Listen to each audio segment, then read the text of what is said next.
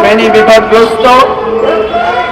ফেনীতে অতিবৃষ্টি এবং পাহাড়ি ঢল এবং বিশেষ করে ভারতের উজান থেকে ছেড়ে দেওয়া পানিতে আমাদের ফেনী শহর, আমাদের সোনাগাজী, ফুলগাজী, পরশুরাম, ছাগলনাইয়া সহ এবং নোয়াখালী অঞ্চলেরও বিভিন্ন অঞ্চল আজকে অনেকটা বন্যাপ্রবণ।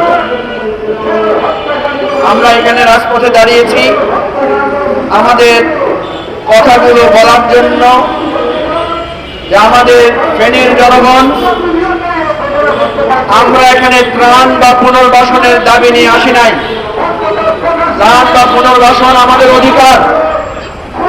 আমার যেই কৃষক তার জমির ফসল নষ্ট হয়েছে, আমার যে খামার মালিক যার খামার ক্ষতিগ্রস্ত হয়েছে, আমার যে মানুষ তার বাড়িঘর নষ্ট হয়ে ধ্বংসপ্রাপ্ত হয়ে পথে বসেছে, এই রাষ্ট্রের কাছে তার অধিকার তার পুনর্বাসনে। কিন্তু সেই পুনর্বাসন নিয়ে অনেক প্রশ্ন আছে। রাষ্ট্রের কাছে আমাদের যে পাওনা, সেই পাওনা আমরা পাই নাই। আমি গত কয়েকদিন আগে আমাদের যেই ত্রাণ পুনর্বাসনের যিনি উপদেষ্টা আছেন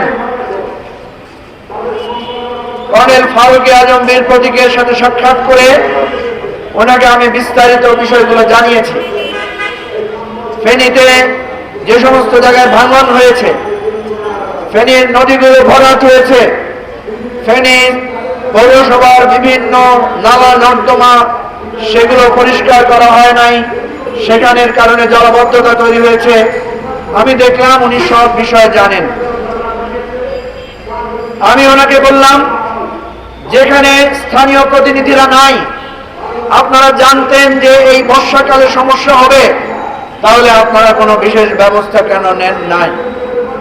উনি বলেছেন উনি ডিসির সাথে কথা বলেছেন, উনি উপজেলা নির্বাহী অফিসারদের সাথে কথা বলেছেন, পর্যাপ্ত পরিমাণ সাহায্যের আশ্বাস উনি দিয়েছেন।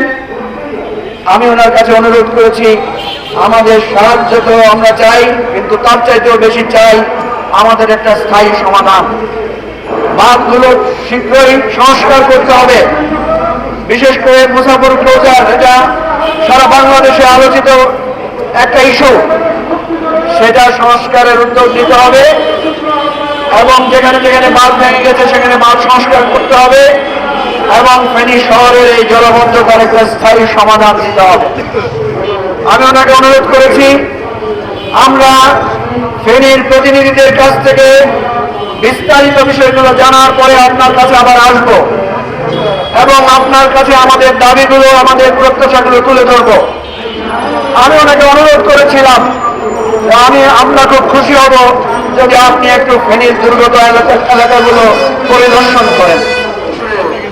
উনি আমাকে বলেছেন যে যদি বন্যা পরিস্থিতি খুব খারাপ হয় তাহলে অবশ্যই উনি যাবেন, তবে দ্রুত ভিত্তিতে উনি কিছু ব্যবস্থা নেবেন।